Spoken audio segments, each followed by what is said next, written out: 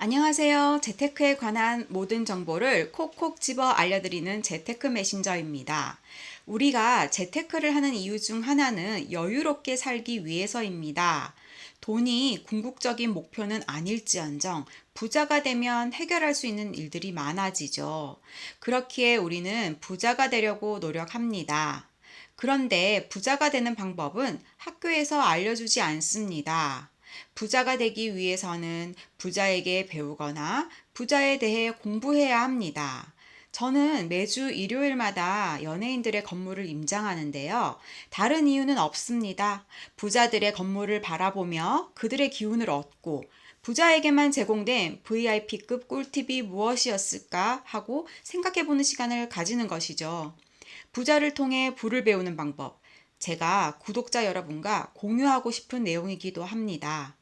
오늘은 그 첫 번째 시간으로 방송가에서도 유명한 부자 서장훈님의 건물에 대해 소개해드리려고 합니다. 이미 방송을 통해 많이 알고 계시겠지만 바라보는 관점에 따라 달리 해석될 수 있으니 오늘은 재테크 메신저의 관점으로 한번 바라보시죠. 재테크 메신저 지금 시작합니다. 서장훈님은 과거 연고전에서 빼놓을 수 없는 승리의 주역이셨습니다. 본인만의 입지를 단단히 굳힌 서장훈님은 이에 맞는 엄청난 연봉을 받게 됩니다. 1998년 프로농구 SK에 입단하면서 계약금 대신 광고 출연료 명목으로 10억 원을 받고 이외에 연봉 2억 원도 받으셨습니다. 당시 강남의 음마 아파트가 2억 원 정도였으니 어마어마한 액수였습니다. 서장훈님은 실력도 좋으셨지만 운도 좋았다 할 수 있습니다. 1998년 말 IMF 사태가 터지고 금리와 환율이 줄줄이 인상되면서 이자를 버티지 못한 알짜 매물들이 쏟아져 나왔습니다.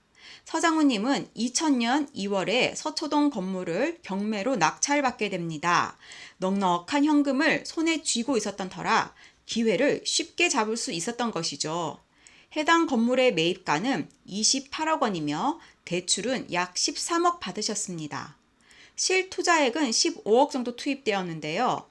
1998년에 12억 원의 계약금과 연봉을 받으셨고 이후로도 매년 2억, 3억 넘는 연봉을 받으셨기 때문에 결코 무리한 투자가 아니었습니다. 지금 생각하면 28억이 그렇게 크지 않게 느껴지지만 당시 음마 아파트가 약 2억 원 하던 시절이었습니다. 거의 음마 아파트의 14배에 해당하는 가격이죠. 당시에도 무척 큰 금액이었습니다. 모두가 공포심에 떨고 있었던 그 시기에 큰 베팅을 하신 거죠. 그럼 서장훈님 건물의 현재 가치는 얼마일까요? 이 건물은 양재역 초역세권이면서 일반 상업지역입니다. 땅에는 제각각 용도가 있습니다. 서울의 경우로 보면 1종 일반 주거지역의 용적률은 150%까지, 2종 일반 주거지역의 용적률은 200%까지, 3종 일반 주거지역의 용적률은 250%까지, 준주거지역은 400%, 일반 상업지역은 800%까지, 단 사대문 안은 600%까지 지을 수 있습니다. 용적률이 높을수록 건물을 높게 지을 수 있습니다. 옆에 건물 보이시나요? 지금 서장훈님의 건물은 5층에 불과하지만 신축을 하게 되면 옆 건물처럼 10층 이상으로 환골탈퇴 가능하기 때문에 그만큼의 가치를 인정받을 수 있습니다. 서장훈님 건물의 대지 면적은 약 114평이며 이곳의 지가는 평당 3억 원이 넘죠. 그렇다면 서장훈님 건물의 가치는 300억 원이 넘습니다. 현재 음마 아파트를 22억 정도로 추산했을 때 14배면 300억이 넘습니다. 땅값은 비슷하게 오르는 것을 알 수 있습니다.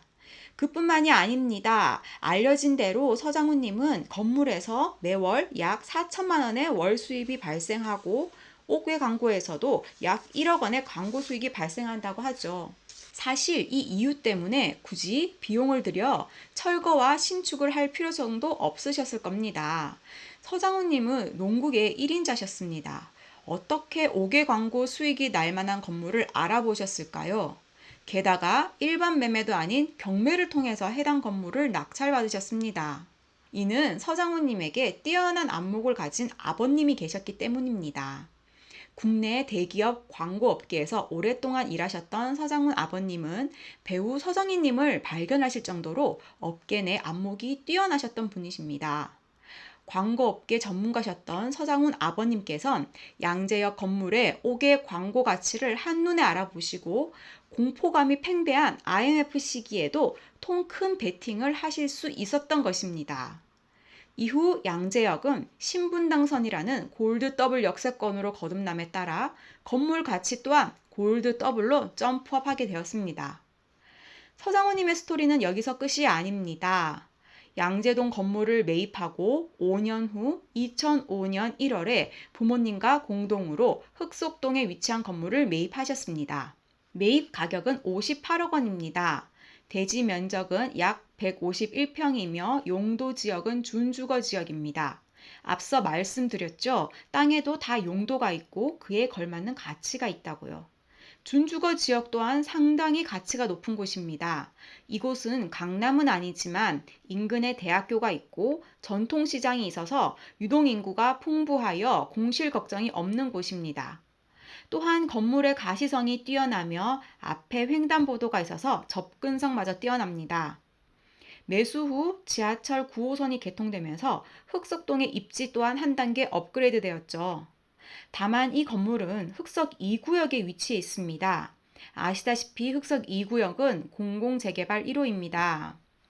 공공재개발은 공공과 민간이 공동으로 재개발을 시행하는 정책으로 임대주택을 50% 공급하는 대신 기간은 민간 재개발보다 단축되는 제도입니다. 서장훈님 같은 경우에는 건물은 철거되고 감정평가 금액만큼 아파트 입주권이나 상가를 받게 되는데요. 감정평가는 시장 가치액을 기준으로 결정되긴 하지만 시가, 건물 매매에 있어서 시가와 호가가 있는데 그 시가와 호가의 차이가 좀 있죠. 서장훈님 건물처럼 위치가 좋고 가시성이 뛰어나고 우량 임차인이 있다면 시가 대비 좀 더 높은 호가에도 매매 계약 체결이 가능합니다. 감정평가를 받게 되면 아무래도 이 부분은 평가되지 못할 확률이 좀 있긴 하죠. 이런 점이 좀 아쉽긴 하지만 서장훈님은 예능에서도 입지가 굳건하고 현재 현금 흐름이 풍부합니다. 또한 건물이 이것만 있는 것이 아니기 때문에 즉 부자이기 때문에 심적으로 여유로울 수 있지 않을까 생각해 봅니다. 이것이 부자의 힘이죠. 1999년 서초구에 한 채, 2005년 동작구에 한 채를 마련하신 서장훈님은 2019년 마포구에 또 한 채를 추가로 마련하셨습니다. 이곳은 홍대클럽 메인 거리인데요. 지금은 코로나로 예전 같진 않지만 밤이면 클럽 팔찌를 차고 돌아다니는 젊은이들로 불야성을 이루는 곳이죠.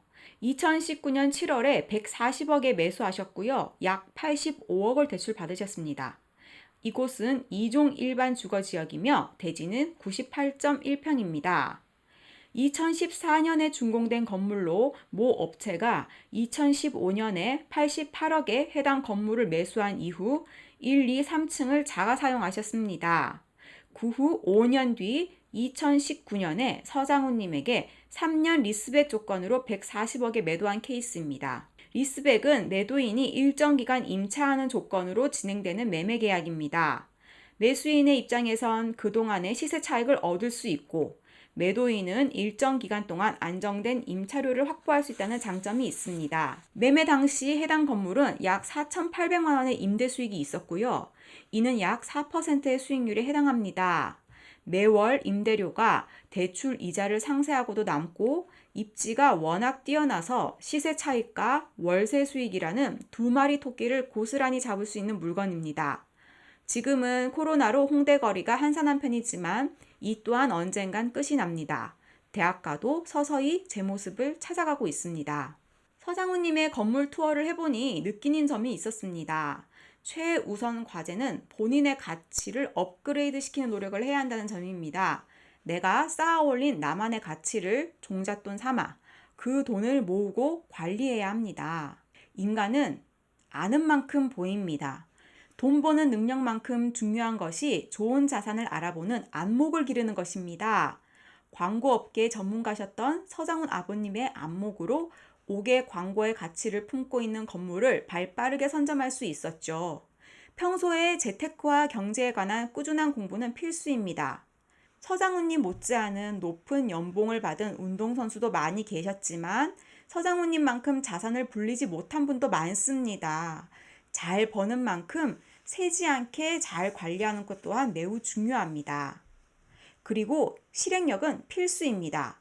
머릿속에 아는 것이 많다고 부로 이어지는 것은 아닙니다. 서초동 건물은 IMF와 같은 금융위기에나 출연 가능한 매물입니다. IMF의 공포에 떨다가 우량 자산을 놓친 사람도 있을 것이고 위기를 기회로 삼아 실행에 옮긴 사람도 있습니다. 아무리 똑똑한 천재라도 실행하지 않으면 헛물입니다. 우스갯소리로 인생의 반은 운이라지만 그 운을 잡는 준비기간과 실행력이 꼭 필요합니다. 투기와 투자는 다릅니다. 호황기가 있으면 불황기도 오기 마련입니다. 투기자는 호황기에 불나방처럼 날아들다가 불황기가 오면 불에 타 죽습니다. 투자자는 호황기에도 불황기에도 상관없이 묵묵히 생명을 유지하고 성장합니다. 경제의 순환 흐름을 이겨내고 자산가가 된 부자들은 위기 상황이 와도 흔들림이 없습니다. 투기가 아닌 투자를 했기 때문입니다. 어떠셨나요? 재미로 보고 지나갈 만한 연예인의 이슈에도 배울 점은 있습니다. 부자의 관점으로 그들을 벤치마킹 하다 보면 우리도 부자가 될 수 있다는 점 잊지 마시기 바랍니다. 영상이 도움되셨다면 구독과 좋아요 부탁드립니다.